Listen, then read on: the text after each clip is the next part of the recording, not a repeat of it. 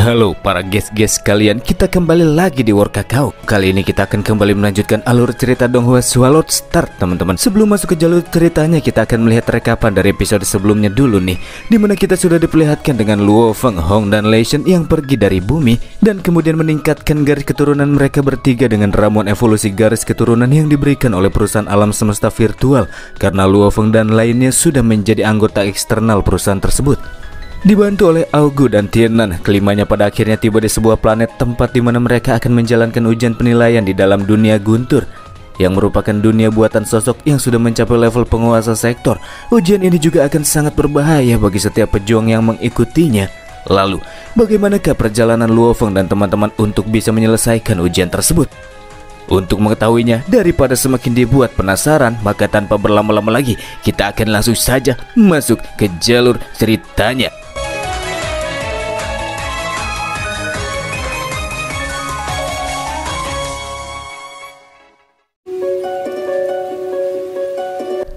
Setelah masuk ke dalam dunia yang disebut dengan dunia Guntur, Luo Feng dan yang lainnya yang berhasil mendarat dengan aman langsung dihadapkan dengan sebuah medan tandus yang terlihat begitu suram, sebuah tempat yang dikenal dengan nama Gurun Kematian. Dan dari Babata diketahui jika tempat yang kali ini mereka jamahi memiliki gravitasi 3.900 kali lebih berat bila dibandingkan dengan gravitasi di bumi. Dikatakan pula bahwa dunia Guntur ini diciptakan oleh sosok penguasa sektor. Ini menggunakan material asli yang berasal dari alam semesta. Mulai dari tanah, pasir, bebatuan, dan yang lainnya, semuanya dipengaruhi oleh energi alam semesta asli. Sebuah dunia yang sangat istimewa, karena segala hal di tempat ini dipengaruhi oleh energi alam semesta. Energi yang berkumpul di dalamnya juga lama-kelamaan akan mengembun dan memadat menjadi kristal kosmik. Kristal kosmik sendiri bisa digunakan sebagai mata uang dengan harga yang cukup tinggi. Dan karena dunia Guntur merupakan sebuah tempat yang sangat luas, maka artinya kristal kosmik yang tercipta di tempat ini juga berjumlah sangatlah banyak. Meskipun seseorang datang ke dunia Guntur dan pulang hanya dengan membawa sebongkah kristal, itu sudah cukup untuk membuatnya memperoleh banyak uang. Di tengah-tengah penjelasan Babata, dari arah kejauhan mulai terlihat gemuruh badai kelam berukuran besar yang mendekat ke arah mereka. Dan setelah memperhatikannya lebih lanjut, Luo Feng pun tahu jika fenomena tersebut dikenal dengan sebutan badai kematian, fenomena alam yang akan sangat membahayakan para pejuang. Itulah mengapa untuk sekarang Luo Feng dan yang lainnya tidak memiliki pilihan lain selain kabur sebisa mungkin dari badai kematian tersebut. Sebelumnya Luo Feng sudah sempat memeriksa beberapa informasi terkait dengan dunia Guntur. Dikatakan bahwa di dalam wilayah gurun mati yang kini mereka jamahi terdapat 3 hal berbahaya yang harus dihindari oleh para pejuang, dan badai kematian merupakan salah satu dari ketiganya. Badai tersebut bisa muncul setiap saat tanpa memberikan pertanda apapun, dan bagi mereka yang dihadapkan dengan fenomena tersebut hanya bisa lari sampai badai meredah karena tak ada tempat untuk bisa bersembunyi. Betapa berbahayanya badai kematian juga langsung ditampilkan ketika salah seorang pejuang dari tim lain yang terhisap ke dalam badai tersebut, tubuhnya terlihat menguap, bercampur menjadi satu bersama dengan debu-debu yang sedang berterbangan. Posisi Luo Feng dan yang lainnya juga hampir terkejar oleh badai kematian yang seakan-akan kini sedang menargetkan mereka. Sebagai upaya untuk bisa lolos dari fenomena tersebut, Luo Feng dan yang lainnya pun mulai menambah laju kecepatan terbang menggunakan seluruh kekuatan penuh, memaksa diri sendiri agar tidak sampai terlarut dalam badai kematian yang begitu mengerikan. Sebuah fenomena yang lebih mengerikan bila dibandingkan dengan melawan musuh yang sedikit lebih kuat.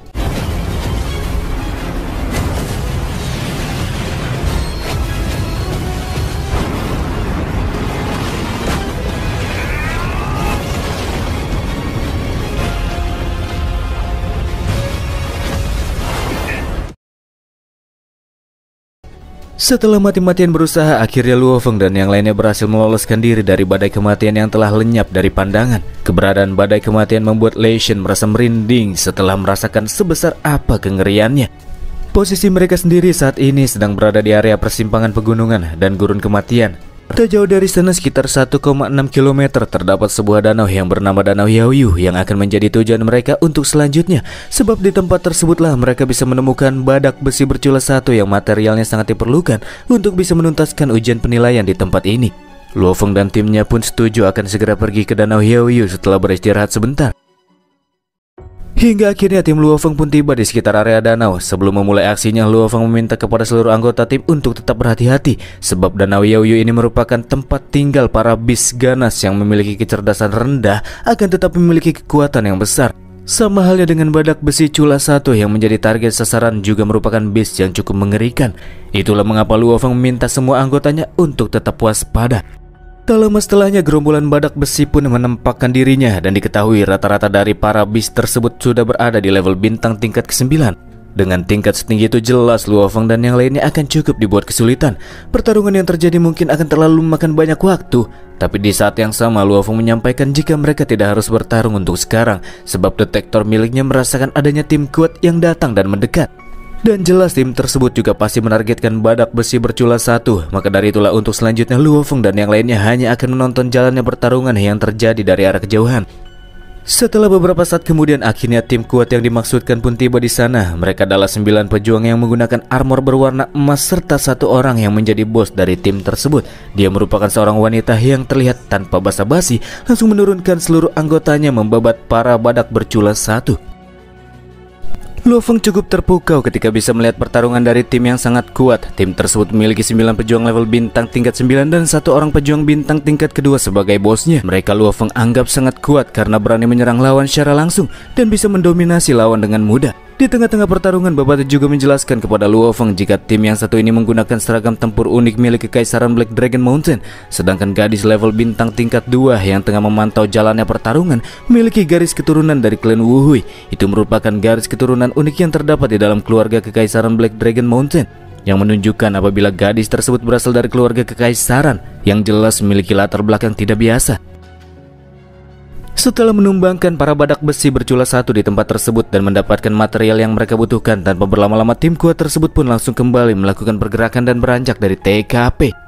Setelah situasi aman, Luo Feng dan yang lainnya kemudian turun ke tempat sehabis pembantaian. Setelah melihat jasad para badak cula 1 yang tergeletak di sana, Hong merasa jika yang dilakukan oleh tim sebelumnya itu terlalu berlebihan dengan menghabisi para badak tanpa pandang bulu. Mereka juga pergi dengan tergesa-gesa dan meninggalkan beberapa material dari para badak yang telah mereka habisi. Sebuah berkah bagi tim Luo Feng yang tidak harus bertarung, akan tetapi bisa mendapatkan 6 cula badak besi yang tanpa berlama-lama Luo Feng simpan di dalam cincin penyimpanannya.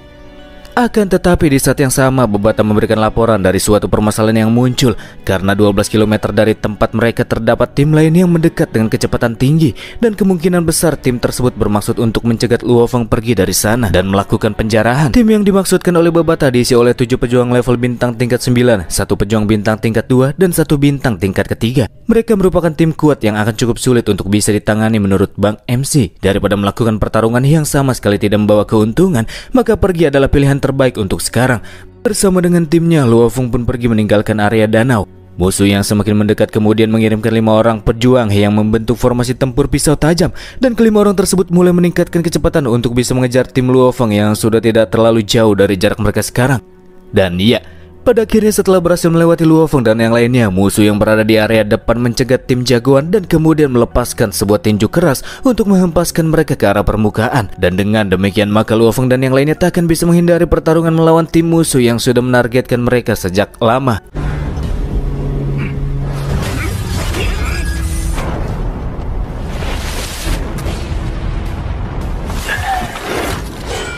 Di sini sang bos penyerang meremehkan tim Luo Feng yang cuma terdiri dari 2 pejuang bintang tingkat 9 dan sisanya masih berada di level bintang tahap awal. Benar-benar tim yang sangat lemah menurut si bos yang bernama Kyuyu. Babata menyampaikan jika Kyuyu ini berasal dari ras Nakamon yang sangat kuat dan sangat agresif di antara miliaran ras manusia yang terdapat di alam semesta. Dan bukan hanya itu saja, kali ini Kyuyu juga ditemani oleh para pejuang kuat yang mendukungnya dari belakang dan mereka berasal dari Baihu Tower. Itulah mengapa di sini Babata meminta kepada Luo Feng dan yang lainnya untuk berhati-hati dalam pertarungan yang akan segera terjadi. Kyuyu di sini menyampaikan maksud dan tujuannya, di mana dirinya berjanji akan membiarkan seluruh tim Luo Feng hidup asalkan mereka menyerahkan cula badak 1 yang sudah tim Luo Feng dapatkan. Karena jika tidak, maka Kyuyu bersama dengan para pejuang dari Baihu Tower akan melakukan tindakan kasar untuk bisa merebutnya. Sempat terlintas di dalam pikiran Luo Feng yang bertanya-tanya apakah Baihu Tower yang merupakan salah satu dari 4 organisasi terkuat di Black Dragon Mountain dan orang-orang Baihu Tower yang kali ini akan ia hadapi masih ada kaitannya dengan Nolanshan.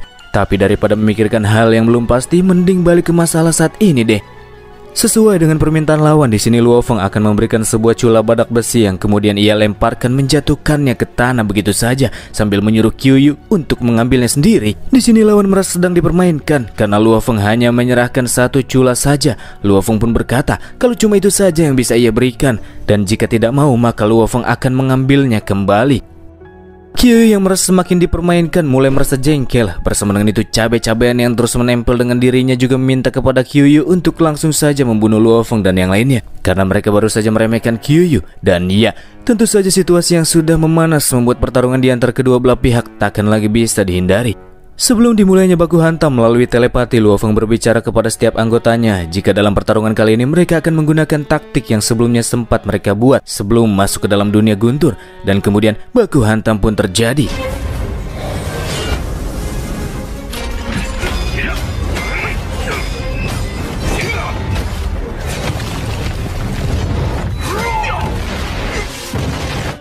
Setelah bentrokan terjadi di antara keduanya, pihak Kyu terlihat lebih diunggulkan dalam hal kekuatan, karena yang diturunkan ialah 5 orang level bintang tingkat 9. Kyu yang melihat jalannya pertarungan merasa kemenangan di pihaknya sudah bisa dipastikan. Akan tetapi ketika tim Luo Feng berada dalam kepungan, di saat itulah taktik yang sudah dipersiapkan pun dijalankan. Ketika lawan memasuki jangkauan serang, Hong dan Lei Shen mengaktifkan domain yang digunakan untuk menghimpit tubuh kelima orang lawan di tengah-tengah domain tersebut. Sedangkan sebagai eksekusi, Luo Feng mengeluarkan pecahan tembaga campuran merah yang diberikan kepada Augu, dan kemudian dengan menggunakan kekuatan mentalnya, Augu bisa dengan mudah menembus 5 kepala lawan yang sedang terjepit di antara domain dan tak bisa kabur kemana-mana. Augu.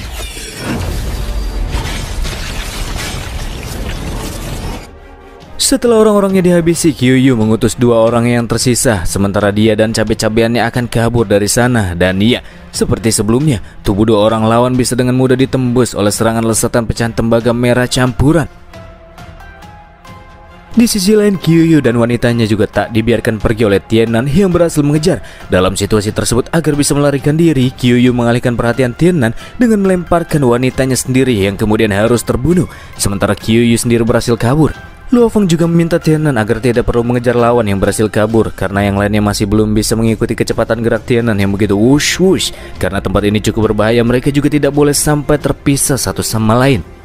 Karena di dalam tim ini Augu merupakan yang terkuat dalam hal kekuatan mental, Luo Feng juga akan membiarkan Augu untuk menyimpan pecahan tembaga campuran selama masa ujian penilaian kali ini, menggunakannya bila itu memang dirasa diperlukan. Di lain hal, Babata meminta Luo Feng agar tidak perlu khawatir membiarkan salah satu lawannya pergi, karena Kyu masih belum mengetahui identitas Luo Feng yang sungguhnya. Tapi bagaimanapun juga, Kyu ini merupakan murid dari Bai Hu Tower, dan Babata masih belum tahu apakah ia memiliki suatu hubungan dengan Nolan San ataukah tidak. Untuk selanjutnya, Luo Feng dan yang lainnya akan kembali mengumpulkan material yang dibutuhkan untuk menuntaskan ujian, dan itu adalah mengumpulkan batu tanduk angin yang tempatnya berada di Ngarai Fenglei. Ngarai tersebut sangat jauh karena berjarak 300.000 km dari tempat Luo Feng saat ini, dan diperkirakan memerlukan waktu 1 bulan untuk bisa sampai ke tujuan. Dan tanpa membuang-buang banyak waktu, kelimanya pun Lego. Di arah lain terlihat Kyu yang agak sedikit menyesal karena ia baru saja meremehkan lawan yang memiliki domain padahal baru level bintang, punya senjata tersembunyi dari material yang tidak biasa, serta taktik yang hebat. Itulah mengapa mulai dari sini Kyu berjanji tak akan pernah meremehkan lawannya lagi. Beberapa waktu pun telah terlewati. Luo Feng dan yang lainnya kini hanya membutuhkan waktu 1 hari lagi sebelum mereka bisa sampai ke Ngarai Fenglei, tempat di mana batu tanduk angin berada. Perjalanan mereka juga terbilang aman karena ada Babata yang memilihkan rute perjalanan terbaik untuk mereka dan menghindari para monster yang sempat terlihat di sekitar area. Namun berbeda dari sebelumnya, medan yang kali ini mereka lalui merupakan dataran yang sangat luas dan membuat jarak pandang para monster menjadi lebih jauh. Lei Shen di sini sangat yakin jika perjalanan akan tetap aman, apalagi kini cuma tinggal 1 hari lagi sebelum mereka tiba di tujuan. Akan tetapi tak lama berselang, Babata juga langsung mendapati terdapat 3 ekor monster beast yang datang menerjang ke arah Luo Feng dan teman-teman dari arah depan. Karena para beast tidak membiarkan mereka pergi, itu tak memiliki pilihan lain bagi Augu untuk menumbangkan ketiganya dengan menggunakan pecahan tembaga campuran merah.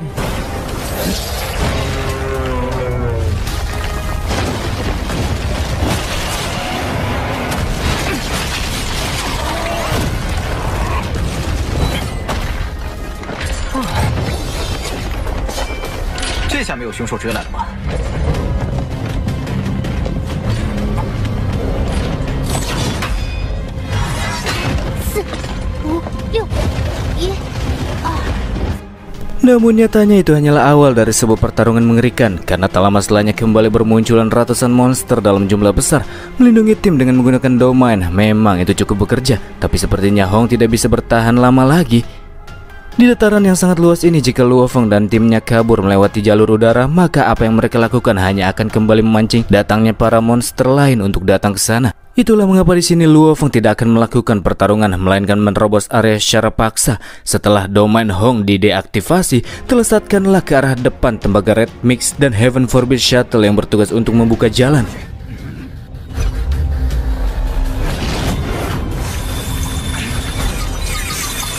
Situasi ini sangat merepotkan karena pergerakan mereka selalu dihadang oleh para monster dalam jumlah yang besar dan tak membiarkan mereka untuk pergi dari sana. Luo Feng dan yang lainnya juga sempat beberapa kali menerima pengepungan para monster beast.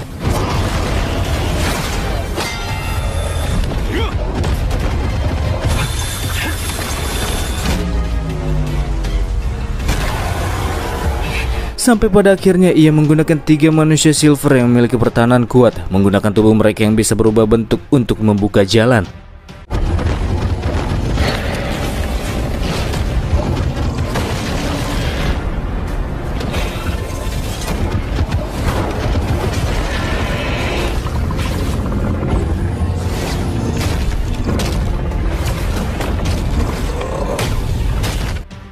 Setelah berhasil keluar dari ratusan monster yang melakukan pengepungan, Lei Shen berkata jika situasi saat ini seharusnya sudah aman.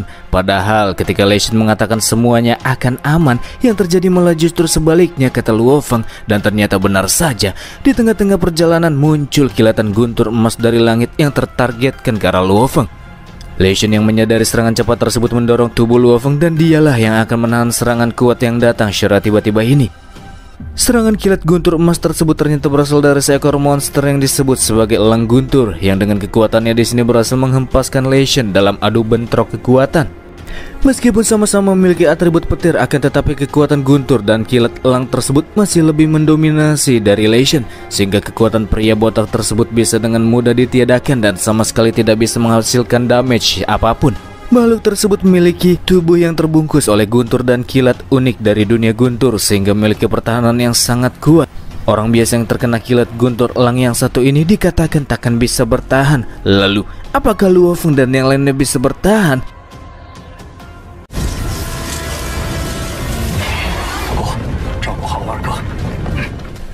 Kali ini Augu diminta untuk menjaga Lei Shen yang sedang mengalami luka yang cukup berat akibat serangan elang guntur, sedangkan sisanya akan mencoba untuk menaklukkan makhluk unik yang tubuhnya dikelilingi oleh guntur tersebut. Elang guntur di sini terlihat cukup pintar, tidak seperti para badak bercula satu sebelumnya, karena setelah ia menerima serangan dari Luo Feng dan Hong, makhluk tersebut lebih memilih untuk menyerang Tianan yang paling kuat di antara ketiganya, dan selanjutnya pertarungan pun terjadi di atas udara hanya dengan Hong dan Luo Feng untuk sejenak.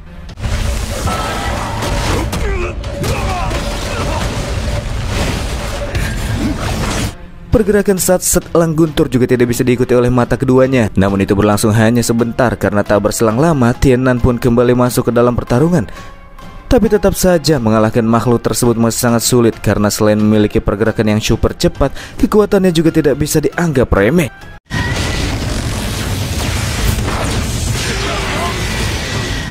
Sementara Hong dan Luo Feng masih bertahan dari serangan lawan karena keduanya memiliki armor yang dilapisi oleh anggur rotan awan, berbeda dengan Tianan yang akan berada dalam posisi berbahaya karena dia tidak memiliki armor yang mumpuni untuk menahan serangan lawan. Itulah mengapa di sini keduanya mengalihkan fokus elang guntur, mengekang pergerakannya dengan anggur rotan awan, sementara Tianan akan bertugas sebagai damage dealer.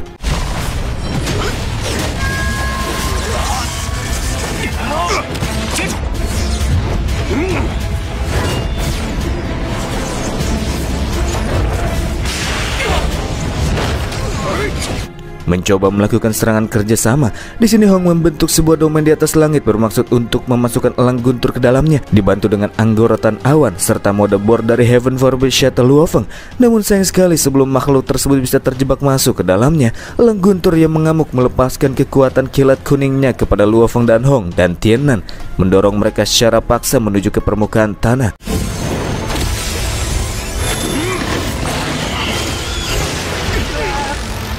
Dari pertarungan tersebut, Hong sadar jika lawan mereka kali ini terlalu kuat. Perlindungan guntur yang mengelilingi tubuhnya juga sangat sulit untuk bisa ditembus. Ketika elang guntur menerjang ke arah mereka bertiga, tiba-tiba saja dari arah lain Augu melakukan serangan kejutan menyerang mental lawan, membuat elang guntur tak sadarkan diri untuk saat. Tak menyia-nyiakan kesempatan yang muncul, ketiganya pun tanpa berlama-lama melakukan serangan combo, memberikan sedikit damage kepada elang guntur, menghempaskannya cukup jauh.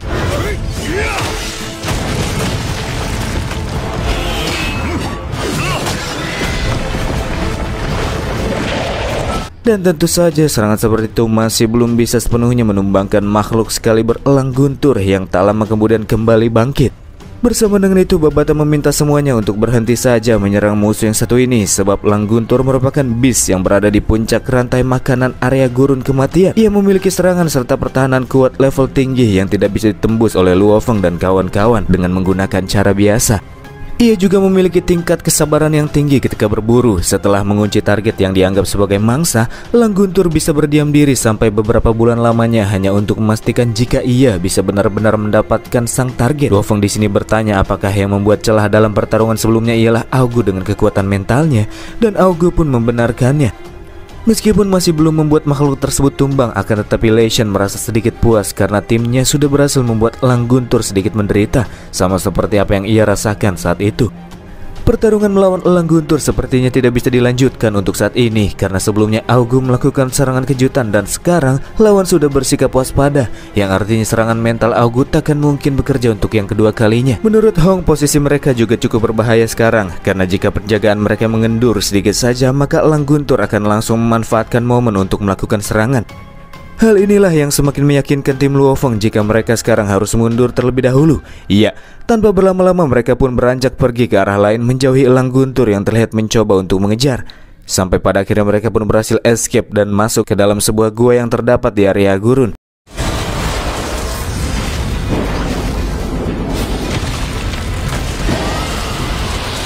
Dengan tubuhnya yang jumbo, elang guntur tak lagi bisa mengejar. Namun karena makhluk ini sangat sabar ketika berburu, jelas ia takkan membiarkan mangsanya begitu saja dan akan terus menunggu di area luar. Untuk memulihkan kondisi Lei Shen yang mengalami luka, Luo Feng memberikan air kehidupan, dan setelah mengkonsumsinya, Lei Shen akan segera kembali prima keesokan harinya. Luo Feng juga meminta kepada semua orang untuk tetap dalam keadaan siaga malam itu dan jangan sampai membuat celah yang bisa dimanfaatkan oleh lawan. Karena Luo Feng memiliki sebuah ide yang mungkin bisa memecah kebuntuan yang mereka alami, tapi Luo Feng harus masuk ke dalam ruang virtual di malam itu untuk melakukan latihan. Dan ya, sementara yang lainnya akan berjaga, Bang MC pun masuk ke dalam ruang virtual agar idenya bisa terlaksana, di mana ia akan mempelajari bab kedua dari metode rahasia segel jiwa yang diwariskan oleh Huyan Bo. Ketika Luo Feng memiliki kesempatan, ia kerap kali mempelajari metode rahasia tersebut, dan untuk saat ini ia sudah sepenuhnya memahami konsep dan esensi dari bab satu metode segel jiwa. Jadi sekarang ia akan mempelajari bab keduanya. Babata bisa mengingat jika bab kedua dari metode rahasia tersebut disebut sebagai dorongan segel jiwa. Itu merupakan sebuah kemampuan mental yang sudah dikembangkan dari bab pertamanya. Jika Luo Feng bisa mempelajari metode rahasia yang satu ini, jelas burung aneh yang menyerang mereka sebelumnya tidak akan pernah menyangka bahwa Luo Feng bisa meningkatkan serangan mentalnya dalam waktu satu malam. Dengan begitu maka ia bisa melakukan serangan kejutan seperti yang dilakukan oleh Augu sebelumnya untuk menciptakan celah. Selama Luo Feng menjalani proses pelatihan, Babata pun sedikit menjelaskan jika dorongan segel jiwa merupakan serangan mental yang mampu menembus lautan kesadaran lawannya, seperti denyut nadi yang akan menghasilkan getaran dan mengganggu gelombang otak. Meskipun lawan yang terkena serangan tersebut lebih kuat levelnya bila dibandingkan dengan Luo Feng, mereka akan tetap mengalami sedikit kekosongan mental dalam waktu sesaat, dan itulah yang akan Luo Feng jadikan sebagai kunci untuk bisa meraih kemenangan. Di luar permasalahan tersebut, Babata menyampaikan jika tubuh tanduk emas Luo Feng saat ini sudah berada di level bintang tingkat ke-9 dan hanya tinggal selangkah lagi baginya untuk bisa berada di level universe. Namun untuk bisa menembus level universe adalah proses yang cukup sulit dan memerlukan lebih banyak waktu daripada biasanya. Luo Feng pun bertanya berapa lama lagikah rombongan keluarga Nolan Shan sampai di bumi. Kata Babata, mereka akan segera tiba sekitar 2 tahun 4 bulan 29 hari lagi. Dan sebelum waktu yang ditentukan inilah Luo Feng mau tidak mau harus dipaksa untuk segera mencapai level universe agar dirinya bisa menyandingi serangan dari keluarga Nolan yang berniat untuk merebut hak kepemilikan atas bumi. Selanjutnya kita akan beralih sebentar ke pesawat para penjajah. Baik Luo yang baru saja keluar dari pengasingan di sini bertanya kepada Devon, menurutnya seberapa kuatkah para pejuang bumi sampai-sampai tim elit pula saja bisa gagal untuk merebut planet tersebut. Ia juga merasa sangat penasaran dengan sebuah lokasi yang disebut warga bumi sebagai runtuhan peradaban kuno nomor 1 yang bahkan tidak bisa dimasuki oleh tim pula. Meskipun Devon masih belum mengetahui tentang seberapa kuatkah pejuang bumi, khususnya Luo Feng yang merupakan sang penguasa bumi, tapi sebelumnya Patriark Nolan mendapatkan penolakan secara mentah-mentah ketika ia menawar bumi dengan harga 100 miliar ganwu. Begitu pula dengan sang Patriark Nolan yang sempat konflik dengan Luo Feng di dalam ruang virtual alam semesta. Itu cukup menunjukkan apabila Luo Feng ini memiliki kepercayaan diri yang cukup tinggi dengan kekuatannya. Setelah mendapatkan beberapa informasi dari Patriark Devon, Baikal Luo selanjutnya kembali masuk ke dalam pengasingan untuk berlatih sebelum mereka mencapai bumi dalam kurun waktu 2 tahun lebih ini. Sesaat setelah Baikal Luo pergi, Devon tidak mengira jika orang tersebut sudah naik di antara tingkat 7 atau ke-8 level universe, 2 tingkat di atas Devon. Namun di sini Devon tidak akan membiarkan Baikal Luo mendapatkan semua pencapaian ketika menjalankan misi mereka di bumi. Sepertinya ada sedikit rasa kompetisi di antara kedua alien ini, teman-teman. Kita kembali ke tempat Luo Feng dan kawan-kawan. Di atas gua terlihat elang guntur masih terus terbang berputar-putar untuk menunggu mangsanya keluar.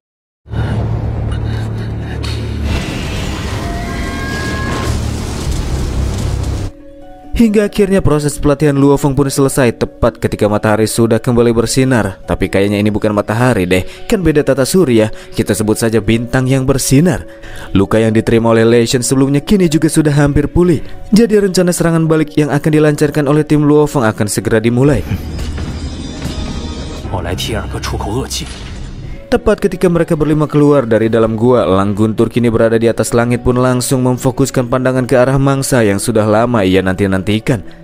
Sementara Augo dan Tianan akan tetap di permukaan bersiap-siap untuk melakukan serangan, Luo Feng di sini maju sendirian terbang ke arah elang guntur yang terbang menukik dengan kecepatan tinggi. Ketika posisi di antara keduanya sudah hampir berdekatan, di saat itulah Luo Feng menggunakan dorongan segel jiwa menyerang lautan kesadaran lawan yang terlihat mulai tak sadarkan diri.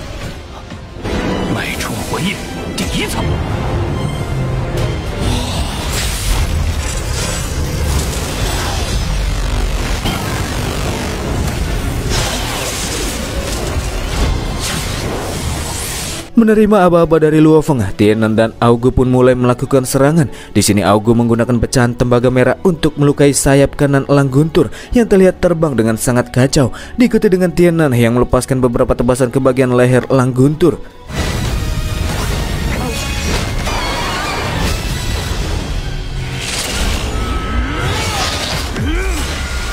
Iya, rencana yang dibuat oleh Luo Feng berhasil memberikan damage yang cukup perih kepada elang guntur yang mulai merintih kesakitan sampai akhirnya meledak. Setelah menyelesaikan permasalahan yang satu ini, Lei Shen memuji Luo Feng yang terus mengalami kemajuan, dan karena ia tidak ingin tertinggal dengan adik ketiganya, Lei Shen di sini menyarankan jika mereka selanjutnya akan langsung berangkat menuju ngarai Feng Lei. Setelah pulih, pria tersebut sudah tak lagi sabar segera menggerakkan otot-ototnya kembali. Ketika Luo Feng dan yang lainnya hampir tiba di ngarai Feng Lei, mereka sudah bisa merasakan atmosfer serta pemandangan yang tak mengenakan. Sebab ngarai Feng Lei merupakan lokasi yang paling berbahaya di dalam dunia guntur ini. Sebelum mereka semua masuk lebih dalam menuju ngarai, mereka mendapati suatu hal yang berbahaya dari tempat tersebut. Angin yang bertiup di sana dikatakan lebih berbahaya bila dibandingkan badai terparah yang pernah terjadi di bumi. Tempat ini memiliki tekanan angin sebesar 20.000 PA, dan itu sudah dirasa cukup untuk membuat tubuh orang bisa tercabik-cabik. Padahal mereka masih belum mencapai bagian intinya.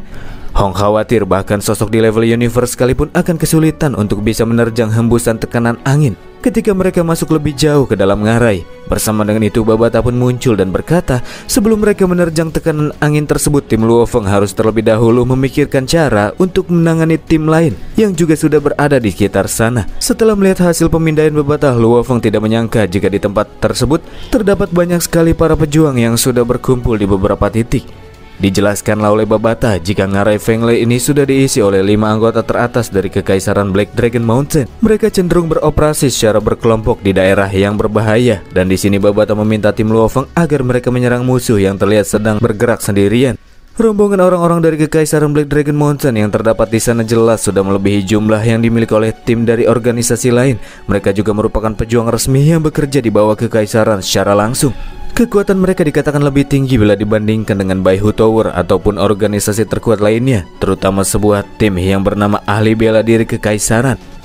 Ketika mereka berpikir tentang cara bagaimana untuk bisa keluar dari permasalahan, di sini Lei Shen pun mendeteksi kehadiran seorang yang dari tampilannya kemungkinan besar dia berasal dari tim Ahli Bela Diri Kekaisaran. Di sini Babata menyarankan agar tim Luo Feng tidak saling bersinggungan dengan orang-orang tersebut, contohnya seperti Nona yang sebelumnya mereka lihat. Setelah melihat terdapat sebuah tim dan di sana terdapat seorang yang terlihat seperti pemimpinnya, Luo Feng dan teman-teman pun menjauh dari lokasi, mencari rute teraman ketika masuk lebih jauh ke dalam ngarai. Di tengah-tengah perjalanan, Luo Feng bisa merasakan terdapat suara angin yang melengking, yang nampaknya masuk ke dalam suatu celah ruangan kecil. Itulah tempat yang akan digunakan oleh Luo Feng dan yang lainnya ketika mereka bergerak dan mengeksplorasi area ngarai sambil menyembunyikan hawa keberadaan mereka.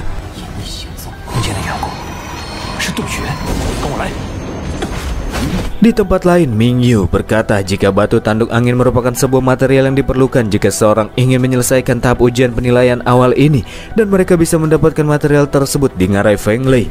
Yang menjadikan lokasi berbahaya ini akan semakin berbahaya karena para pejuang akan saling berkumpul dan bertempur untuk mendapatkan material tersebut. Dalam hal jumlah, tim bela diri Kekaisaran Black Dragon Mountain jelas memiliki keuntungan yang sangat besar. Selain mereka, terdapat pula para pejuang yang berasal dari 4 organisasi besar lain yang masing-masing berada di tempat yang berbeda, dan dalam situasi tersebut akan sangat berbahaya bagi para pejuang yang tidak berasal dari organisasi manapun. Contohnya seperti tim Luo Feng. Inilah yang membuat Ming Yu semakin penasaran tentang bagaimanakah cara yang akan dilakukan oleh Bang MC bersama dengan timnya dalam situasi yang tak menguntungkan bagi mereka. Saat ini Luo Feng bersama dengan timnya sudah masuk ke dalam area gua bebatuan ngarai, bergerak sambil menutupi keberadaan mereka. Dan di tengah-tengah perjalanan, Lei Shen bertanya kenapa Luo Feng tidak bergabung saja dengan para pejuang dari Kekaisaran. Mengingat Luo Feng sendiri kan sudah menjadi warga Kekaisaran Black Dragon Mountain, hal itu takkan memungkinkan, kata Babata. Jangankan bergabung dengan mereka, bergabung dengan salah satu dari 4 organisasi besar saja sulitnya sudah minta ampun. Apalagi mereka sebelumnya juga sudah sempat berkonflik dengan salah satu anggota organisasi tersebut, yakni Baihu Tower atau Menara Harimau Putih, di mana Nolan juga tergabung di dalamnya. Menurut Babata, jika mereka ingin bergabung dengan salah satu organisasi tersebut, maka mereka membutuhkan kenalan seperti anggota yang sudah masuk ke dalam organisasi. Di sini Lei Shen sempat mengingat jika Gaia dan Hook yang kini berada di dalam dunia guntur merupakan bagian dari anggota organisasi Beilong City. Ya, inilah kesempatan bagi Luo Feng dan timnya untuk bisa mendapatkan rekan kuat selama berada di dunia guntur. Setelah mereka menghubungi Hook dan Gaia, keduanya pun berkata jika Luo Feng dan yang lainnya akan disambut dengan baik oleh organisasi Beilong City. Namun mereka harus memenuhi beberapa prosedur terlebih dahulu sebelum bisa bergabung. Dan selanjutnya mereka akan melakukan pertemuan di sebuah pegunungan daerah utara ngarai Fenglei, tempat yang aman bagi mereka untuk melakukan pertemuan sambil mencari batu tanduk angin yang diperlukan. Bergabung dengan Gaia dan Hook untuk mengumpulkan batu tanduk angin memang rencana yang bagus, tapi sekarang masalahnya ialah jarak di antara kedua belah pihak saling berjauhan. Dan lagi terdapat banyak sekali orang-orang dari tim lain yang harus mereka lewati jika ingin saling bertemu. Ada pula tekanan angin kuat yang semakin mempersulit perjalanan mereka. Lalu apakah Luo Feng dan timnya bisa bertemu dengan Gaia dan Hook tanpa mengalami masalah?